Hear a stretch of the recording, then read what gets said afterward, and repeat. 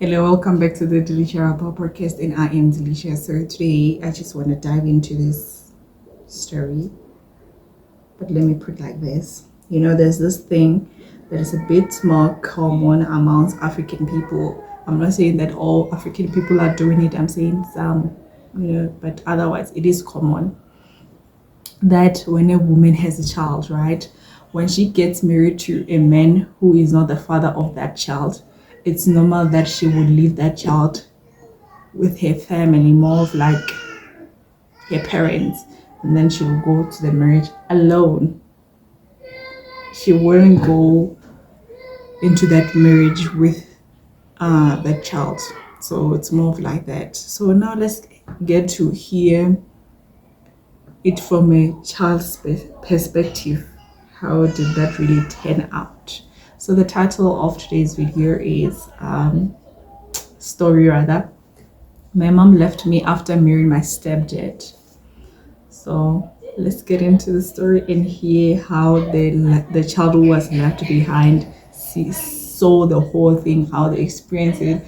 Like, let's just get a different perspective because we always hear the woman's perspective. And I also never heard the man's perspective on how they really take on this whole thing of a woman coming into the marriage, leaving her child behind. It's only one side, but there should be three sides and the truth. So I have a love-hate relationship with my mom. When I was 3, she decided to get married to my stepdad and left me with my grandmother. Everything was fine between my grandmother and me. However, after finishing matric, I decided to move to Joburg and live with her. Okay, so you were living in the villages, I presume, or probably another province. And then once you were done with your matric, your high school, you moved to another province where she is relocating, and therefore it was more convenient of you to stay with her, which is fair enough, just to save cost. Maybe she is not even far from the school that she goes to. She told me it could not happen because it would ruin her marriage. What?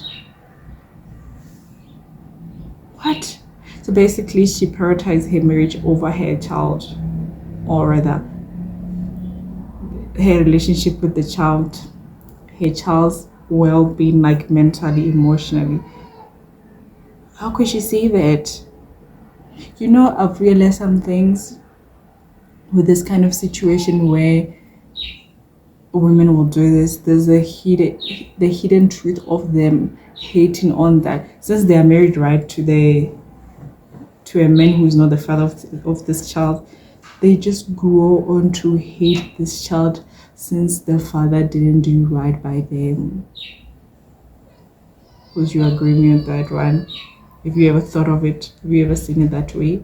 They do hate on them. She asked me to go and live with my aunt, and it was all well. Oh my word. How would that ruin the marriage? I mean, she's a grown up. She doesn't need to be babysitted. Like, come on. I could visit, but I wasn't welcome to sleep over. What? Fast forward to last year, my dad passed away. So her real father, okay? Now my mom is reaching out and there is a void between us, and it's hard for me to forgive her. Why reaching out? Why? Like, why now? She's feeling sorry for her because now it's more of like she's left alone. She has no parents. Maybe her grandmother can be her parents since she raised her. Maybe she did have some relationship with her real father here and there, because in the black communities it's very bad. We can agree on that one. Not asking you. I feel she chose her other family over me, her firstborn. I don't know what to do. Now you are abandoned, you are alone on earth. It's very bad, and very sad. Why would you do that?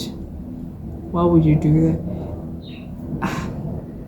There's no balance with this thing, because I recently had this other one that if they're a single mother, they are very difficult to be with because they always prioritize their kids. So it's either they prioritize their kids more than the other partner, or they do not prioritize them. They never fall within the spectrum of balance. They're always falling far away from the spectrum. Not all of them, though. Not all of them. It's just I'm referencing to the stories that I've read, and even this one. So they fall far from the spectrum, not within. But I don't care about her much, really. I'm just imagining how she thinks of herself and life around, like the way she sees life is very much sad, and it's far from making sense to her because she does not have support, and maybe the only support that she has is her grandmother. And old people can just pass away anytime, and once that happens, it's gonna be real bad. And what's even worse, as much as she's alone but she has siblings, I'm sure she doesn't really have that much relationship or connections with her siblings. She's an outcast and she'll never be accommodated. And she's growing up, later on they'll be like, oh, you're too old, we can't accommodate you, da da da da, that stories that you're old, go, that's your life, you're old, you can't stay with us. There's always going to be reasons to put her away. Man, like she's been treated as if like her parents passed away, especially the mother. It's very sad. It's like she's an orphan and she isn't. I wish she could get some therapy so that she'd be helped to walk through this and get to see it in a different way, and turn that need, as much as she wants to be with her mother, I wish she can turn that, what do I call it, whatever that is, she just redirected to herself, and focus on herself, focus on school, getting well, doing better in life. But family is family, right? Nothing can replace family. But what happens when they do not want you? There's nothing really that you can do, but you can soldier on. You can still have family. You can meet people out there. You can be your family. You can adopt you at heart. So as for the mother, I'm disappointed in her. But there's also a lot of women who are doing this, and it's not gonna stop. Unfortunately, it's gonna keep on happening. But I am just glad that I got to, at least for the first time, hear it from the child's perspective. I wonder, even the men. So I guess it makes sense. What's bad about this, what's worse, is that the fact that they're living like this and the man knows that this woman is a child whom they're not staying with. I wouldn't say that man really loves her, because how does he feel, or rather, does he ever think of asking her that, have you ever checked on your child, or was he the one who said, I do not want your child here? And even if he said that, you as the mother, as the wife, you should know that this man does not love me at all. Why would he want to separate you from your child?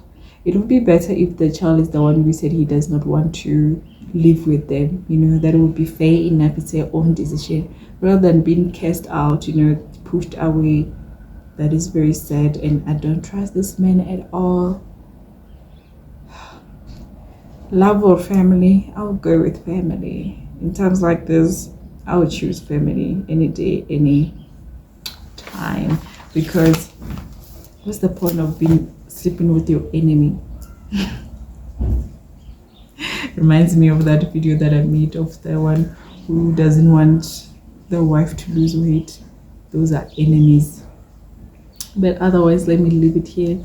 Let me know what you think about this. Do you perhaps have a friend or a cousin, or it's yourself who's been in this kind of situation? How does life look like from your side, Because she's out there happily married with a new family. Like, come on. She didn't ask to be born. Okay? Can do better than this. Otherwise, let me love and leave you.